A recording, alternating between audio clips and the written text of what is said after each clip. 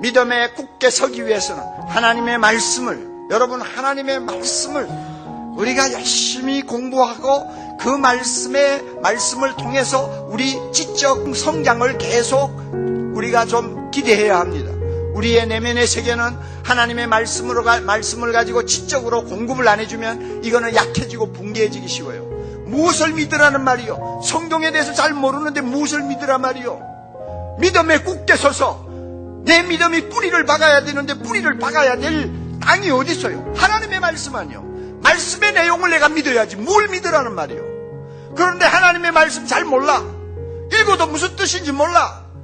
그러면은 어떻게 내 믿음이 굳게 설 수 있습니까? 어떻게 내 믿음이 물가에 심기운 나무처럼 든든히 뿌리를 박고 서서 시절을 쫓아 열매를 맺는 것처럼 할 수 있습니까? 내가 하나님의 말씀에 무식한데 어떻게 그 말씀이 내 길에 등불이요 내 인생의 길에 빛이 될 수 있습니까? 안 된다고 말이에요. 내가 믿음에 굳게 서려면 하나님의 말씀, 이 말씀을 우리는 숙달을 해야 합니다. 숙달해야 돼요. 여러분 성경 말씀 가볍게 보지 마세요. 분량이 보통 분량입니까? 여러분 한평생 살면서 이 정도의 분량의 책을 5권 이상 읽은 사람 손 한번 들어보세요.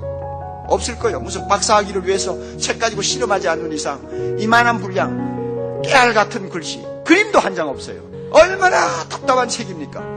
자, 이런 책을 여러분 적당히 읽어서 넘겨요. 그리고 뭐 펴기만 하면은 금방 내 마음에 감동이 올 만한 그런 말씀으로 차 있는 줄 압니까? 천만에요. 성경의 70%는요 읽어도 무슨 뜻인지 모르는 내용들이에요. 이런 성경을 우리가 손에 들고 사는데 이 성경을 통해서 우리가 신앙생활 한다면 적어도 이 성경 말씀에 대해서는 숙달을 해야 돼요. 전문가가 되어야 돼요. 하나님의 말씀의 전문가가 되어야 돼요. 우리가 영적 무장을 하는데 말씀은 검과 같아요. 손에 칼을 들고 쓸 줄 모르면 그 검은 소용이 없는 거죠. 무장을 하려면 숙달해야 돼요. 여러분이 이 말씀을 얼마나 가까이 놓고 묵상하며 이 말씀을 얼마나 가까이 놓고 여러분이 생활을 합니까? 무엇보다 중요한 것은 하나님의 말씀으로 사고하는 훈련이 되어 있어야 됩니다. 하나님의 말씀으로 사고하는 거예요. 이 세상을 하나님이 창조하셨다. 하나님은 이 우주의 통치자시다. 우리의 삶 전부는 하나님의 영광을 위해 존재한다. 오늘날 내가 하루 사는 동안 일어나는 모든 일 배후에는 하나님의 섭리가 있다. 오늘도 우리는 하나님의 거룩한 뜻을 따라서 살아야 된다. 나에게 일어난 이 조그마한 사건은 무슨 의미를 갖고 있을까? 이 모든 것들을 하나님의 말씀으로 전부 분석하고 생각할 수 있는 기독교적인 세계관, 기독교적인 가치관, 기독교적인 인생관을 가지고 우리가 사고할 수 있어야 됩니다. 그래야만이 말씀의 터가 굳어져요. 그리고 나의 속사람이 강해집니다. 성령의 여러분 전문가가 되세요. 성령 말씀의 전문가가 되세요. 그러면 믿음의 뿌리가 깊이 박힙니다. 그 믿음 때문에 우리는 속사람이 남자처럼 강건해질 수 있습니다. 하나님이 원하시는 사람은 바로 이런 사람입니다. 여러분은 약합니까? 강합니까? 다시 한번 자신에게 물어보세요.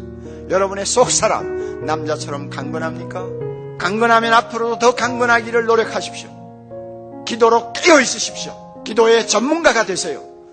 하나님의 말씀의 전문가가 되세요. 그래서 말씀의 믿음의 뿌리가 깊이 박히도록 노력하세요. 그래서 우리 모두를 이 세상이 감당하지 못하는 하나님의 막강한 군사 예수 그리스도의 제자가 되도록 우리 모두가 노력해야 될 것입니다. 그리스도인들은 약한 자가 아닙니다. 세상을 정복해야 될 하나님의 놀라운 백성이요 그리스도의 제자입니다. 우리는 강해야 합니다. 하나님이 우리를 이렇게 요구하십니다. 남자처럼 강건하라고요.